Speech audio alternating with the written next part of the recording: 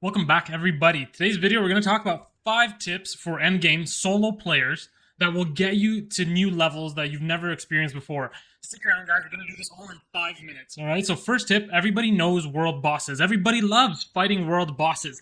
Why? We do it because of the loot cache that you get at the very end. Now, that loot cache promises you guaranteed legendary items, and it will help make your build better, right? Everybody does that. But what if I told you you don't have to use those loot caches on that character? Now, that's the real tip right there. You can save these loot caches right here. So I've got 3 here: Shavaz Spoils, Wandering Death Spoils, and another Shavaz Spoils that I've left in my inventory.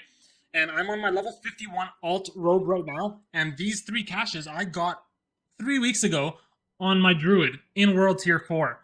So that's a huge thing. You can start farming legendaries for your alts on a different character using these caches. Just store them in your inventory, and then a different character can use them.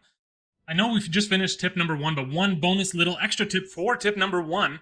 Guys, I'm going to show you right here. If you don't know when the next world boss is spawning, this is the place to go. So if you have a Twitter account, or if you don't, go make one and follow these guys. Diablo IV World Boss Timer. Now, I'm not affiliated with them at all, but I do use them all the time.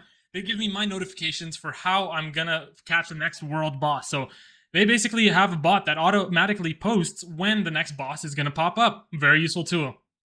So that brings us to tip number 2, which is the Tree of Whispers. This is an endgame activity where players go around the map searching for special areas like this, where you have these pink symbols that allow you to get grim favors. Once you've gotten 10 grim favors, your bar at the very bottom here fills up. And once that bar fills up, you approach this tree and it gives you some loot caches. So what about the tip for the Tree of Whispers? How do you optimize this the best way? The best way really to do it is to run from dungeon to dungeon. Each dungeon gives you 5 grim favors. Okay, you do 2 dungeons, each dungeon about 10 minutes. So in about 20 minutes time, you're getting 1 Tree of Whispers cache. Now this is really good because it also kills 2 birds with 1 stone. The second bird that it kills is the fact that you're able to do a dungeon where you might not have finished that aspect from the Codex of Power. So if you're trying to fill out that Codex of Power, this is the way to do it. Alright guys, so that's tip number 2 with the Tree of Whispers. Tip number 3, guys, we're going to talk about the Nightmare Dungeons and how best to optimize your loot from them, okay? So the first thing I'm going to mention about the Nightmare Dungeons is basically from level 50 to 60, you want to be doing Nightmare Dungeons that are 5 to 10 levels above you, okay? So you need to calculate. If you're level 55, you're looking 10 levels above you. Okay, so level 55 plus 10 levels gets you to level 65, and we know that Nightmare Dungeons are scaled off of level 54 plus the tier itself. So we're looking at a tier 11 if you're trying to hit level 65 enemies. So when you're level 50 to 60, you want to do 5 to 10 levels above you. When you're level 60 to 70, you want to do 10 to 15 levels above you. And when you're 70 plus, you want to be pushing 20 levels at least above you. This shows you that your build is really rigorous and it's going to stand the test of endgame. Now, which of these dungeons are the best ones to do for solo endgame activity? Now, I'm going to stress this again. This is specifically for solo players in the endgame. Well, the best ones are going to be Alderwood, Blind Burrows, Earthen Wound, Ghoul-Run Canals, and Onyx Hold. Those are your 5 best options. Maulwood is pretty good as well, but those 5 ones are phenomenal for solo XP. So that's tip number 3, guys. Alright guys, tip number 4. This is a big one. We're going to talk about Helltides, everybody's favorite endgame activity. So Helltides are these big red regions that spawn every hour 15, every hour and a half, and they last 1 hour long. So this one finishes in about 21 minutes. It goes into Amber Sands, Ragged Coastline, and Southern Expanse. Okay, so it goes across 3 different little areas in Kyrgyzstan.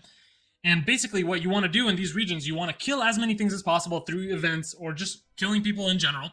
And then you want to turn in those cinders for mystery caches. Okay, these mystery caches, the best ones are 175 cinders. And they will give you 4 to 6 legendary weapons per chest that you open. Now this is really, really efficient because you can do up to 6 of these an hour. And you're saying, how do you do 6 of these an hour? There's only 2 per zone.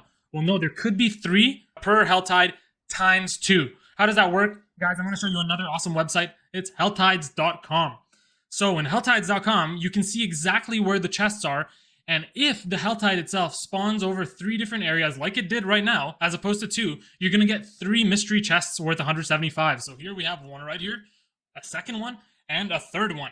On the hour, every hour when the Helltide happens, these chests reset locations. So you're going to do 1, 2, and 3, and then hopefully the hour kicks in, and you're gonna do another 1, 2, and 3. You could do 6 of these chests if stars align and if you really push it. That's an incredible, possible 6 times 6 legendaries, 36 legendaries in 1 hour, plus the insane XP. Now, that's another thing that I want to mention is this is awesome XP for solo endgame players. Why? Because you could potentially just run into somebody, ask for a quick party up, and they'll give it to you. You'll get an extra 10% XP. Plus, if you continue consumable, you're getting an extra 5% experience. These could be just as good as some of the Nightmare Dungeons. So, best activities for endgame are going to be Hell Tides and Nightmare Dungeon.